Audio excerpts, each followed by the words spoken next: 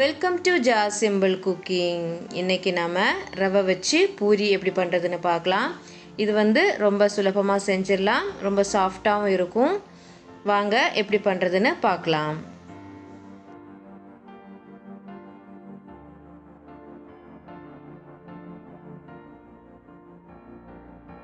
ரவா பூரி பண்ணுறதுக்காக நான் இங்கே 1 கப் ரவை எடுத்திருக்கேன். இது வறுக்காத ரவை தான். இது இப்போ ஒரு மிக்ஸி ஜாரில் சேர்த்து நல்லா பவுடர் பண்ணிக்கலாம்.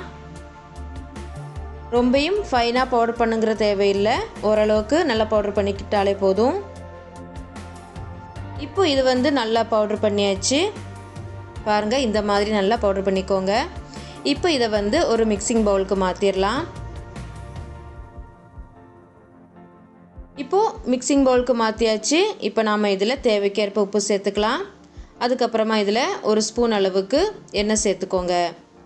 சேர்த்துட்டு ஒரு தடவை நல்லா கலந்து விட்டுக்கோங்க.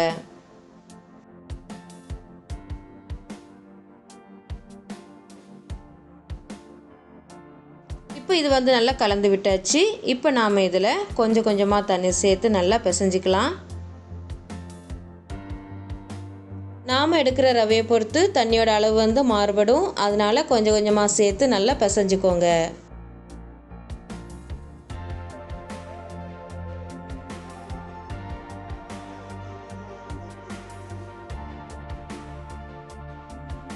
தண்ணியெல்லாம் சேர்த்ததுக்கப்புறமா ஒரு 5 நிமிஷம் நல்லா பிசைஞ்சிக்கோங்க.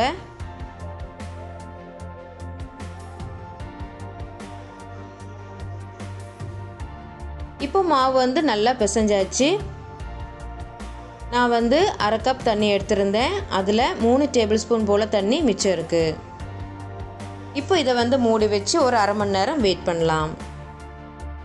இப்போது அரை மணி நேரம் போல் இருக்குது. ஓப்பன் பண்ணி பார்த்துடலாம். மாவு நல்லா சாஃப்டாக இருக்குது. மறுபடியும் கொஞ்சம் நல்லா பிசைஞ்சிக்கோங்க.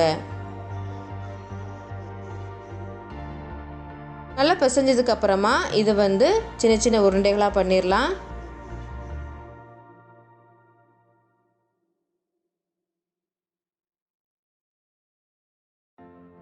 இதே மாதிரி நல்லா அழுத்தம் கொடுத்து நல்லா உருண்டைகளாக பண்ணிக்கோங்க.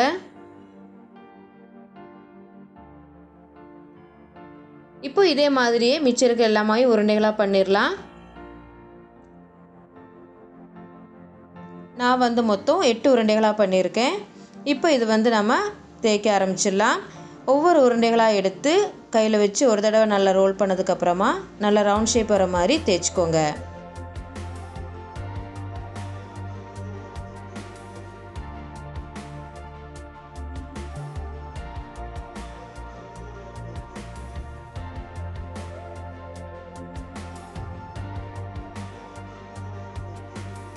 பாருங்கள், இந்த மாதிரி நல்லா தேய்ச்சிக்கோங்க.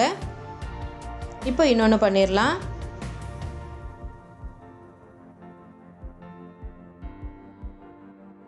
இப்போது இதுவும் நல்லா தேய்ச்சாச்சு. இப்போ நாம் இது எண்ணெயில் போட்டு பொரிச்சு எடுத்துடலாம். அதுக்காக ஸ்டவ் ஆன் பண்ணி ஒரு கடாயை வச்சு அதில் முங்கி பொரிகிற அளவுக்கு எண்ணெய் சேர்த்துருக்கேன்.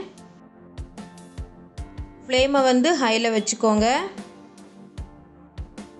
எண்ணெய் நல்லா சூடானதுக்கப்புறமா தான் நம்ம தேய்ச்சி வச்சுக்கிற மாவு போடணும்.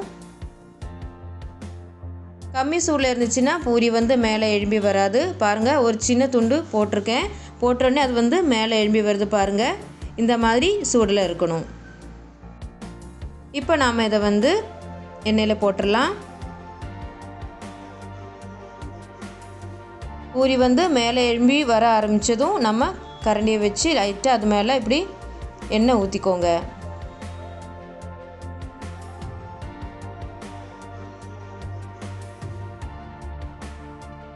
இப்போ ஒரு சைடு வெந்ததும் நம்ம இப்போ திருப்பி போட்டுக்கலாம்.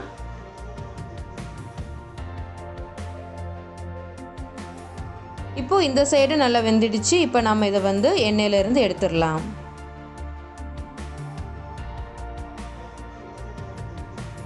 பாருங்கள், பூரி ரொம்ப சூப்பராக உப்பலாக வந்திருக்கு. இப்போ மிச்சம் இருக்கிறதையும் போட்டு பொரிச்சு எடுத்துடலாம். இப்போது எல்லாமே ரெடியாக இருக்குது. பாருங்கள், ஒன்று பிச்சு காமிக்கிறேன். பாருங்கள், நல்லா சாஃப்டாகவே இருக்குது. அவ்வளோதான், நம்ம ரவா பூரி வந்து சூப்பராக ரெடி ஆகிட்டு. நீங்களும் கண்டிப்பாக வீட்டில் ட்ரை பண்ணி பாருங்கள்.